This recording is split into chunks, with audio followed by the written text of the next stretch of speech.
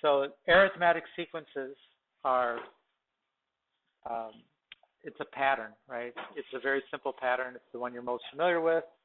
So we're not dealing with just the generalities of the first section. We're just dealing with one specific kind of pattern for a sequence of numbers. And we're talking about the sequences themselves, and we're talking about the sum of the sequences. For arithmetic, when you add up a finite number of terms, that's called a partial sum.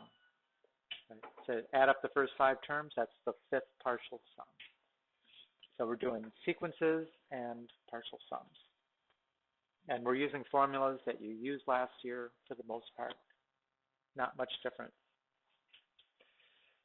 Right. So the definition of an arithmetic sequence is it's a sequence that when the differences between the consecutive terms are the same, meaning if I subtract A2 minus A1, it's the same as A3 minus A2, or A4 minus A3, or any 2 consecutive terms. And it's always subtracting the term that comes after minus that term. Right? Don't subtract A1 minus A2. That would be wrong. It's got to be A2 minus A1. Right? When you do that, you get a constant. That constant is represented by this lowercase letter d, and that's called common difference.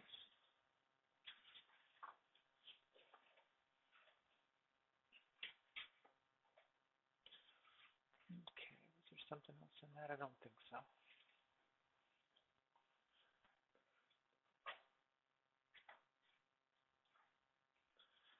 You good on that?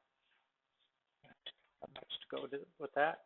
So just examples of arithmetic sequences. Right, the first one, right, if you subtract the 11 minus 7 is 4. 15 minus 11, 4. 19 minus 15, 4. Every time it's the same, therefore it's arithmetic. What is the common difference?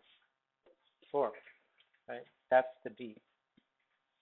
Right here, that's the formula for A sub n. Right? If you want to know the nth term of the sequence, plug in, whatever that number of the sequence term of the sequence is. Like if I wanted to know the 4th term, I know it's 19, but I would plug in 4 times 4, 16 plus 3, 19. But if I wanted to know the 50th term of the sequence, I plug in 50. Right? So this is the formula for the nth term. The next one, 2, negative 3, negative 8, negative 13. So notice now the terms are getting smaller. So the D should be negative. This better be important. Yeah. Yes. Mm-hmm. Josh, attendance. So if you subtract negative 3 minus 2, that's negative 5, right? Negative 8 minus negative 3, negative 13 minus negative 8. It's always the same. Therefore, the common difference is negative 5. And that's the formula. That's the formula for the nth term of the sequence. Now notice in both of those, where do you find the common difference? I mean, if the common difference is 4, in the formula, where does that 4 show up? It's the coefficient of n, right? That's why every time n increments by 1, you just added another 4. Same thing here with negative 5 is the coefficient of n. So when n goes up by 1, the value of the term in the sequence goes down by negative 5, or down by 5. Right? Even with fractions here, right? 5/4 minus 1, that's 5/4 minus 4/4 is 1/4. 3/2 is 6/4 minus 5/4, 1/4. So the common difference is that. The nth term in the sequence is that. And it's still the same thing. The coefficient of n in this one is 1/4. So I know you remember arithmetic sequences. When's the first time you ever heard of arithmetic sequence? What's that? Algebra 2? I was going back looking at pre-algebra SOLs, and they do sequences in that too. I think they're crazy, but they do. So I don't know how many years they've probably been throwing sequences at you and asked to recognize a pattern, but okay, so we have a formula for the nth term of the sequence. This is the same formula we used last year. If last year was when you took Algebra 2, it was on the formula sheet. In Algebra 2, it was called specifically the explicit formula for the nth term, right? This is the explicit.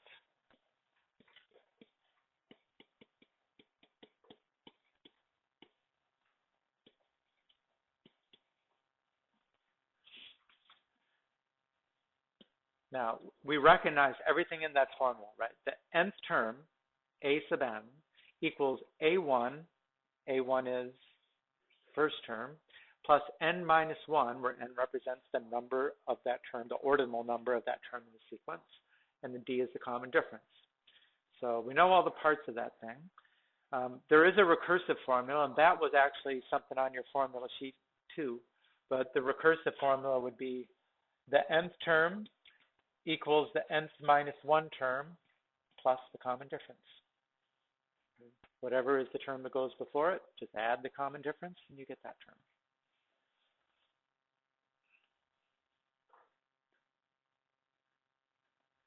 This is a place that when they updated our textbook this year, they actually made this better, because that's not the formula they gave last year. This was kind of like buried in the text as an afterthought, and they had like a combination of two equations, which only confused matters, because in the end we always ended up using that. But students would go back in their textbook and see that and then get confused. It's better just to go with this one.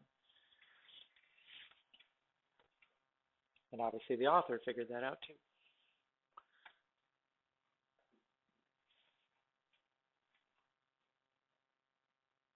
Good, Taylor? Let me know if I go too fast. So finding the nth term of a sequence. Find a formula for the nth term of the arithmetic sequence whose common difference is 3 and whose first term is 2. Right? So starting point is the explicit formula. A(n) equals a1 plus n minus 1 times d. Right? We have to plug in for the a1 and the d. And that is, after all, what they gave us, right? The first term is 2. So replace the 2 for a1. The common difference is 3. So replace the d with a 3. So a sub n is 2 plus n minus 1 times 3. And then you should simplify it.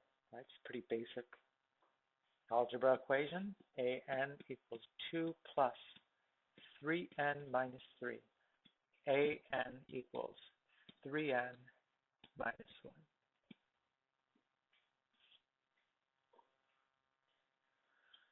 Now, once you get the formula, that is what you would expect for the formula. You should simplify it. What you're being asked is for the formula. You know, you're not done until you get it to that point.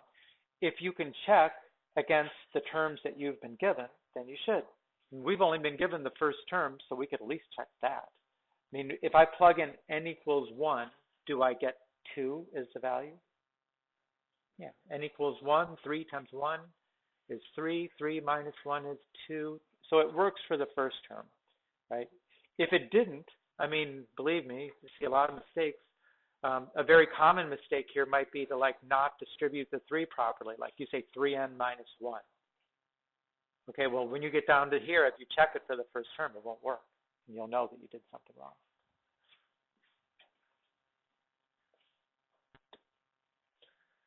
Okay, writing the terms of arithmetic sequence. Okay, their fourth term is 20, the 13th term is 65. Write the first 11 terms. Right? So 11 terms. It's 1, 2, 3, 4, 5, 6, 7, 8, 9, 10, 11, 12, 13. Okay, 1, 2, 3, 4, 5, 6, 7, 8, 9, 10, 11, 12, 13. So let's see. The fourth term is 20. The 13th term is 65. Okay. Now, in order to write the first 11 terms, I need to know how much should I be adding each time to get the next term. I need to know the common difference. And I don't know, what I got to add to go from 4 to 5. I know how far I got to go from 4 to 13, the fourth term to the 13th term. Well, how many times would I have to add the common difference to go from the fourth term to the 13th term? I mean, right? I would have to add the common difference once, twice, 3 times, 4 times, 5 times, 6 times, 7 times, 8 times, 9 times to go from the fourth term to the next 13th term. Which, if you realize, subtract, right? 13 minus 4, that's how many times you add the common difference. So we can say A4 plus 9 times D equals A13. Or 20 plus 9 times D equals 65. So with that, we can solve for the D. And then we can fill in the rest of the terms, right? 9D is 45. So D equals 5.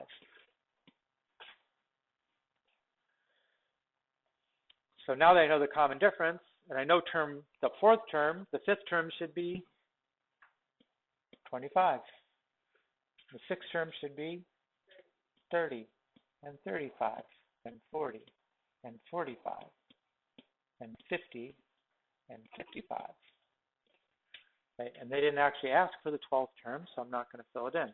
Now, how do I find the first 3 terms? Yeah, I mean, if I added 5 to go from the fourth to the fifth, I should subtract the common difference to go from the fourth to the third. So that would be 15, 10, and 5.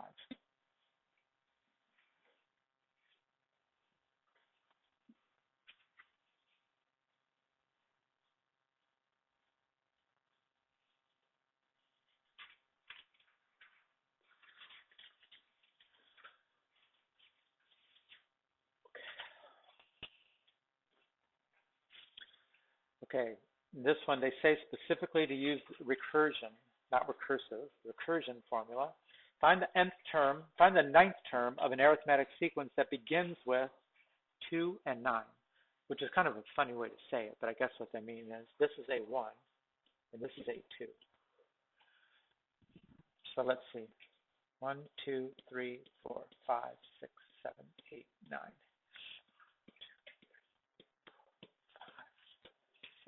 7, 8, 9. So if the first term is 2 and the second term is 9, what is the common difference? 7. Right. So if D is 7, what is A3? Add 7, 16. Add 7, 23. 30. 37. 44. 51. 68. 68. What am I doing? I'm not paying attention.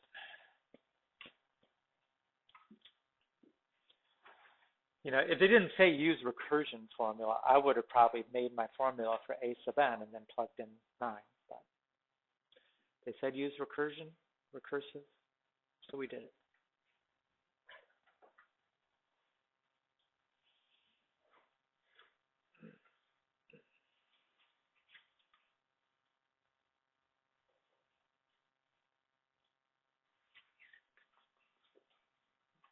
We good? Okay, then we had a formula for the sum of an arithmetic sequence. You can have sequences that have infinite sums, meaning that the sequence, if you can add up an infinite number of terms and it actually converges to a number, but not arithmetic. Right? Because arithmetic, each term is being affected by that same common difference. So every time you add another term, the sum just changed. Right? We'll see that that's not the case, with geometric, but with arithmetic, that's true. So the only kind of sum that we'll be doing are finite sums. Right? Finite sums are also called partial sums, finite series. The sum of a sequence is called a series, right? This formula should be pretty familiar to you, right? Capital S refers to sum. What does the N in the formula refer to? The number of terms, right? How many terms you adding up? Number of terms. What does the A1 represent? First term. And the AN represents the last term.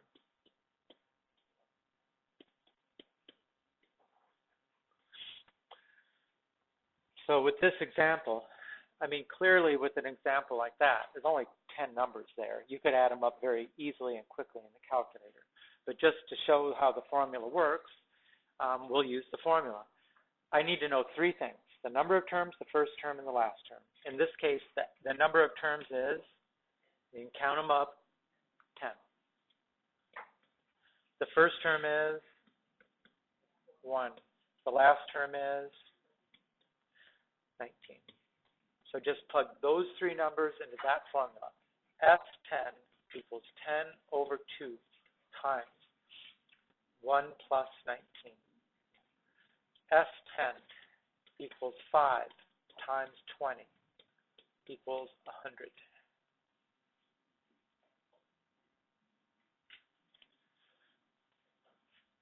Now, if you notice, what would you get if you added the first term to the last term?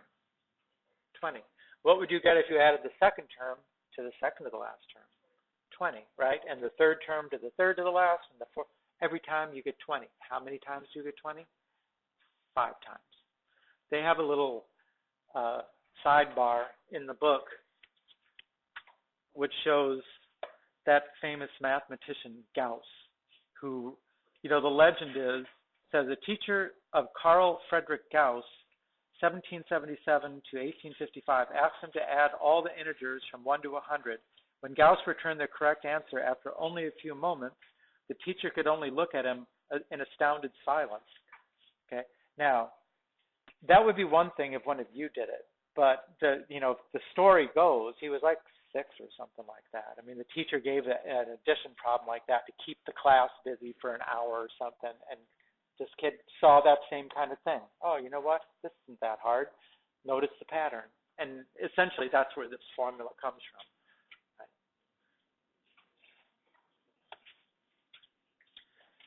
Right. The sum of a finite arithmetic sequence. Find the sum of the integers from 1 to 100. I mean, variations of this problem are on the SAT every time. Okay? And there's different things that can trip you up about it. I mean, number one, you got to know what the word integer means, right? In the SAT, they use that word like you're supposed to know what it means.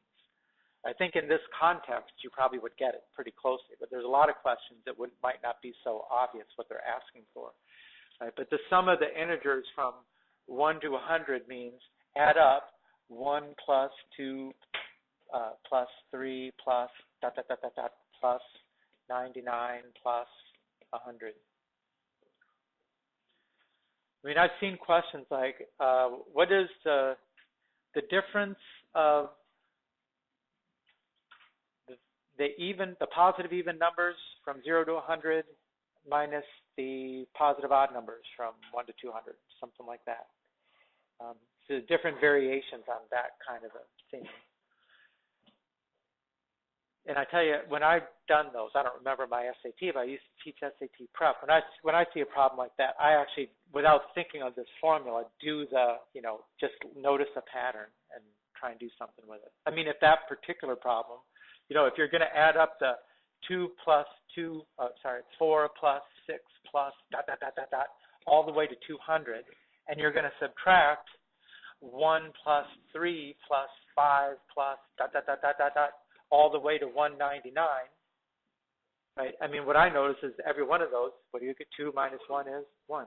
4 minus 3 is 1, right? So it's going to be every one of those differences individually is 1. And how many of them are there?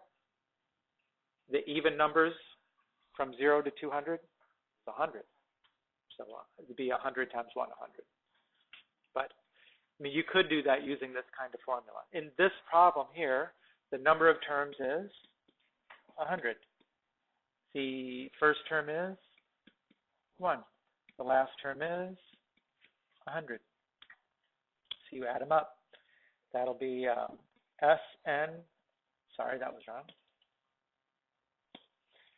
S100 equals 100 over 2 times 1 plus 100, which is 50 times 101, which is 50, 50.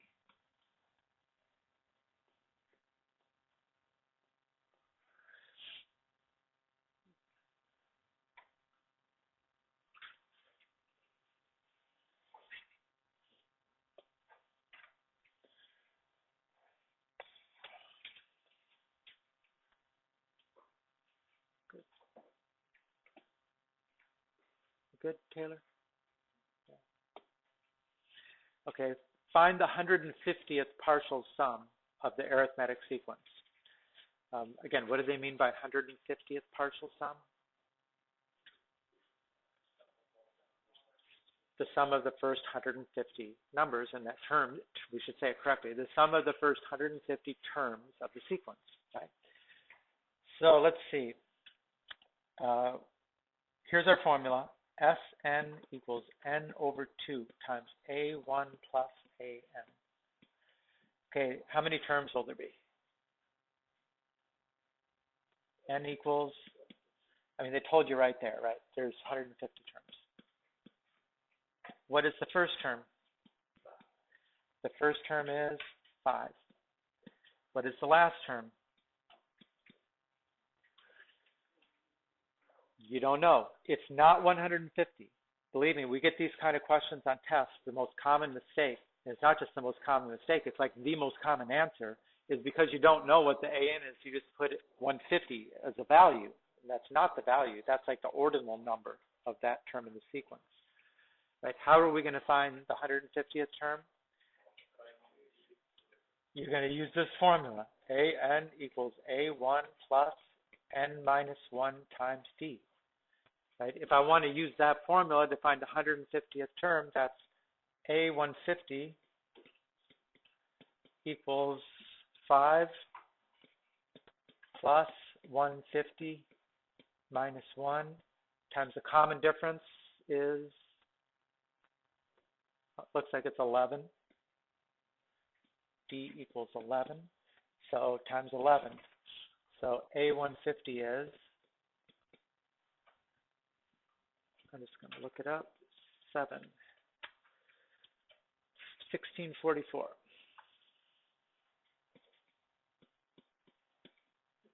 So that's our AN, 1644.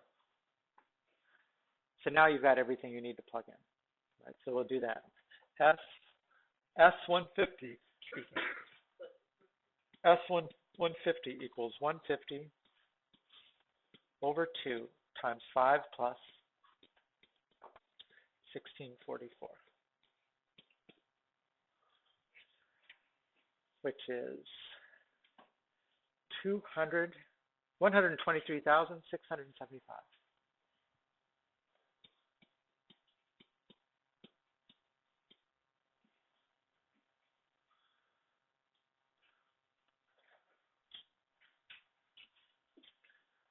So, when you get that, you have to find the last term. Or, if you remember, last year on their formula sheet, you actually had a different formula for the sum, for a finite sum.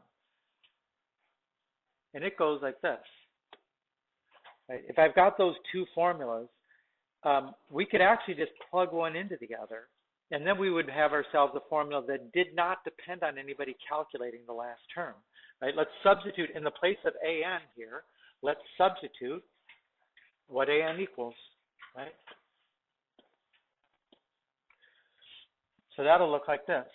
Sn equals n over 2 times A1 plus n minus 1 times D. And there's a little bit of simplification that you could do there. Sn equals n over 2 times 2a1 plus n minus 1 times d. Now, with that formula, I don't need to know the last term. I need to know the common difference, but we could tell that anyways, just by looking at the first few terms.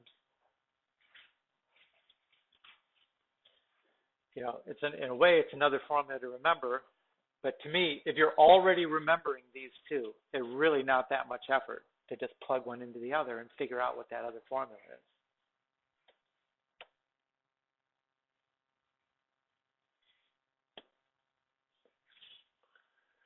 Okay, so let's do the same problem, but just use a different formula. Right, now I don't need the last term.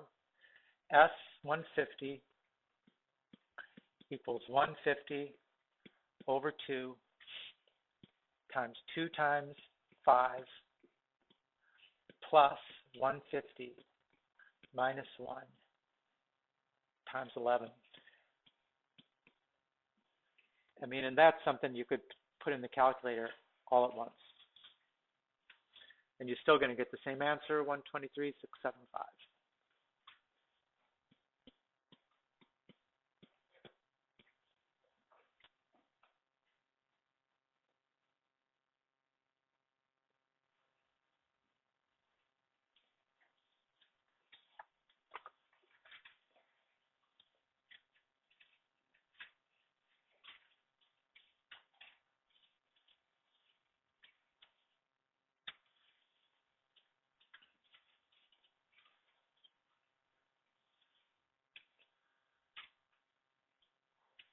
Okay.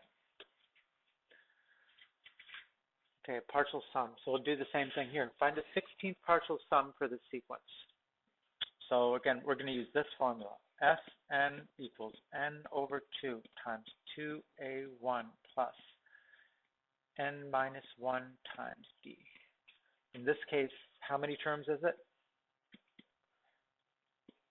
16. What is the first term? 100. What is the common difference? Negative 5. So just plug all that in. S16 equals 16 over 2 times 2 times 100 plus 100 minus 1 times negative 5.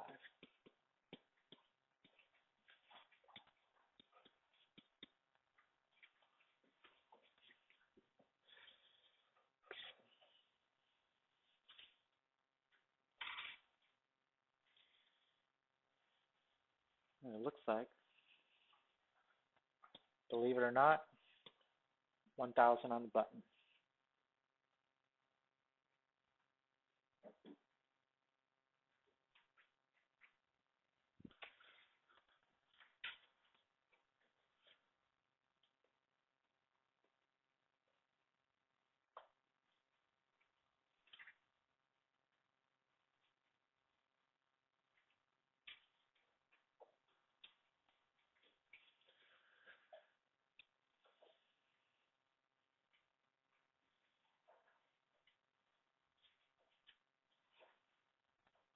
You good?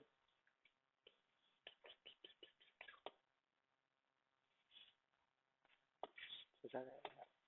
So the last one. A small business sells $10,000 worth of skincare products during its first year.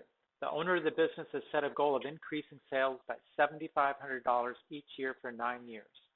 Assuming that this goal is met, find the total sales during the first 10 years of this business operation. Okay, so let's see. We know we're using our formula for the sum, but this must be an arithmetic sequence. Does it sound like an arithmetic sequence? They start with 10,000 and each year is 7,500 more. So what does the 10,000 represent? It's the first term, right? And what does the 7,500 represent? And this is the common difference right there. Right? So we still use the same formula. Sn equals n over 2 times a1 plus an. And then what is the value of n? How many terms in our sequence are we going to have? Okay, they say pretty clearly here, first 10 years, but don't get confused about this 9 because it was like the starting year plus 9 more years. That's what makes it 10. So this is the n. So just plug in all of that. F10 equals 10 over 2 times 10,000. No, what am I doing? We're using the other formula then. I should have used that other one because we don't know the last term.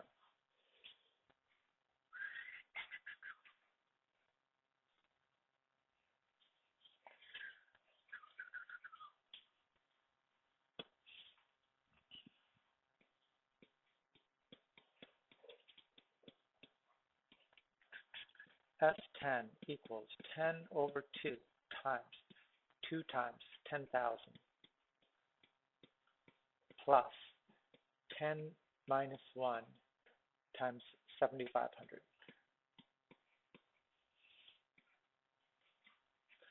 Which is 5 times 20,000 plus 9 times 7,500. And I think at that point I'll just either put it in the calculator or see what they got, which is 437,500.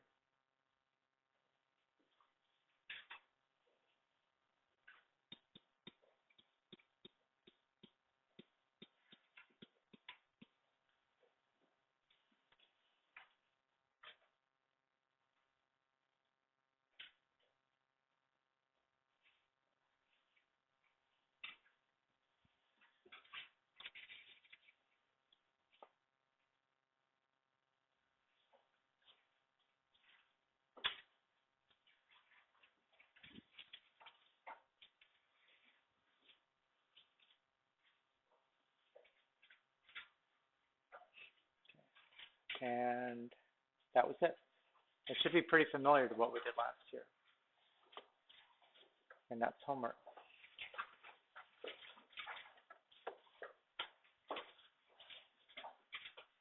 Oops, and I got to stop recording.